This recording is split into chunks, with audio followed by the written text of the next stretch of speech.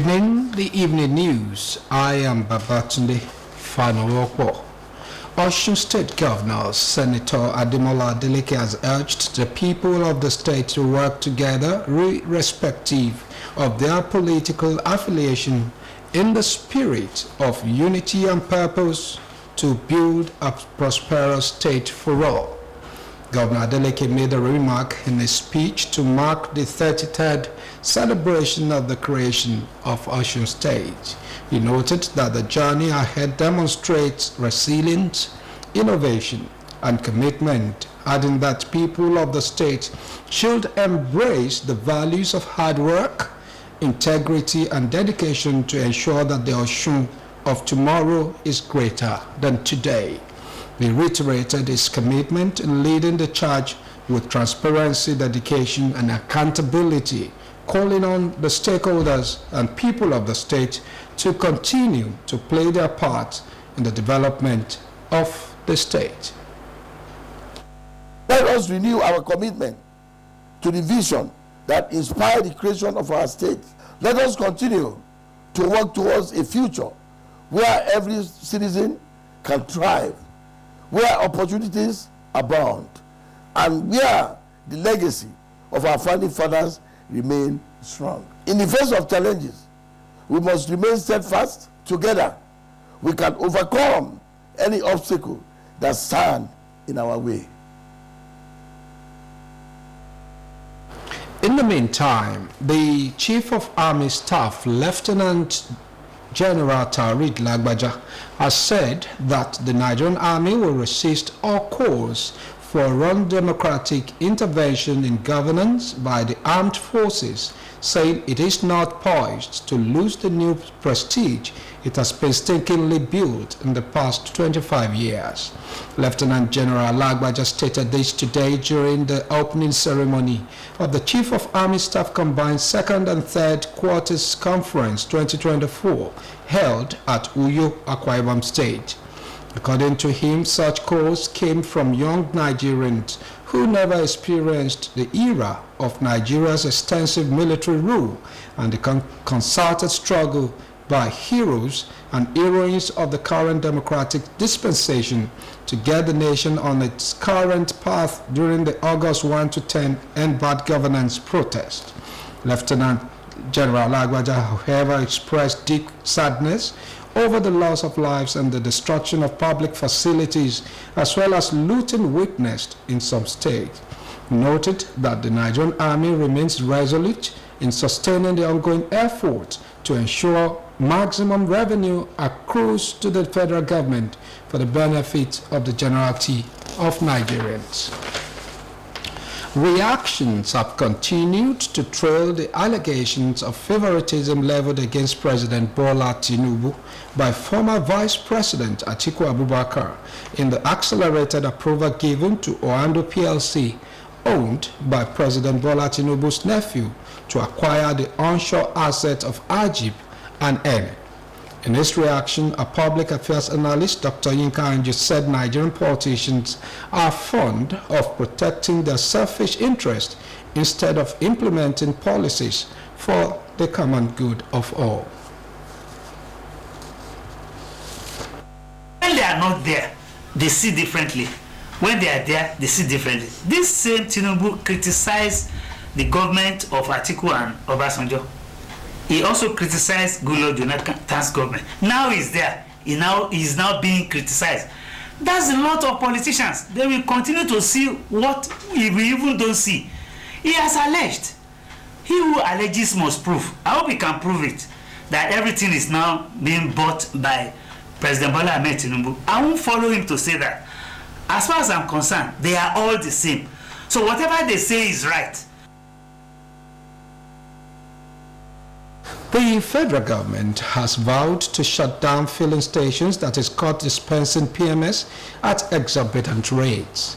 The Nigerian Midstream and Downstream Petroleum Regulatory Authority made a vow in Abuja in an interview with newsmen against the backdrop of some independent marketers selling the product between 900 and 1,000 naira in some parts of the country, noting that it was not in the interest of Nigerians for marketers to profiteer in the sales of PMS.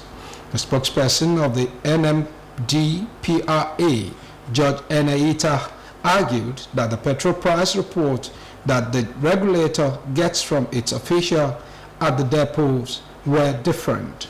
Mr. Eneita said any filling station outlets selling above the pump price will be brought to book if apprehended, adding that there is no way the agency could reconcile the high cost of petrol sold by independent marketers.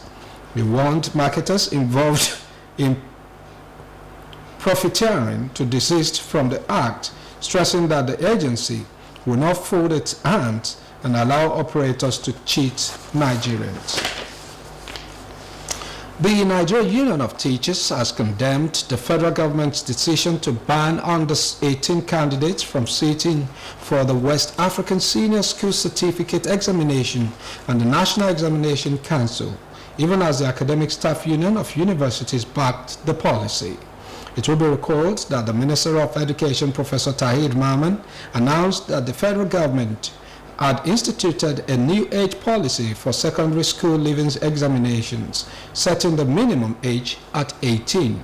The Secretary General, NUT, Dr. Mike Ene, in an interview with newsmen, said the changes in society, like early enrollment in crèches due to economic pressures, made it unrealistic to restrict learning based on age, stressing that the only way this policy could work is if it's implemented from the foundation. He added that exceptional students who might be younger but academically advanced were not considered in the policy, warning that the policy could lead to legal challenges and urged the government to rethink. The World Health Organization says it needs $87.4 million for more than 6 months to work with countries, partners, and other stakeholders to contain the current outbreak of Mpox. The World Health Body, in a statement today, said the fund will be used to implement critical activities outlined in the Global Strategic Preparedness and Response Plan. It stated that the SPRP is a comprehensive framework developed by World Health Organization to guide global response to Mpox, emphasizing surveillance, research, equitable access to medical countermeasures, and community empowerment. The organization noted that the required fund will be used across World Health Organization headquarters, regional and country offices to enable coordination of the responses, provide technical assistance, run operations, and deliver medical supplies. It called on donors to urgently fund the full extent of the Mpox response to prevent further spread and protect those at risk. And on to sports. The Nigeria Football Federation has announced the appointment of a German tactician, Bruno Labbadia, as the new Super Eagles coach. Labbadia's appointment was disclosed in an early hour of today in a tweet via the NFF's X handle. According to the statement, the NFF Executive Committee approved the recommendation of its Technical and Development Subcommittee to appoint Mr. Bruno Labbadia as the head coach of the Super Eagles. The Federation's General Secretary, Dr. Mohammed Sanusi, said Labbadia becomes the 37th head coach of the Super Eagles after the resignation of former coach Finidi George, who was unveiled as the Eagles coach in May this year. However, his failure to secure convincing wins in 2 crucial games in charge saw the team rooted to 5th place with 3 points in Group C in the 2026 World Cup qualifiers. With Labbadia's appointment, the 3-time African champions will seek to boost their chances of qualification. The Eagles will commence their African Cup of Nations qualifiers against Benin Republic next month, and 3 days later will slug it out against Rwanda. And on the foreign scene, at least 60 people have been killed after a dam burst because of heavy rainfall in war-torn Sudan. According to reports, search operations are currently underway, but there are fears that the death toll could be even higher. The Albert Dam has a capacity of 25 million cubic meters and is the main source of drinking water for the coastal city of Port Sudan, where the military government is based. And while after being ravaged by 16 months of civil war, the country is now experiencing torrential rains and floods that have killed dozens and forced tens of thousands from their homes. The rector of Red Sea State's Water Authority, Omar Issa Tahir, told newsmen that the flooding had wiped out the entire area, stressing that the collapse of the dam is one of the worst incidents that has washed away farms and villages in the downstream. Local resident Ali Issa told the newsman that people had been stuck in 7 cars as they tried to get them out of those cars, but they couldn't.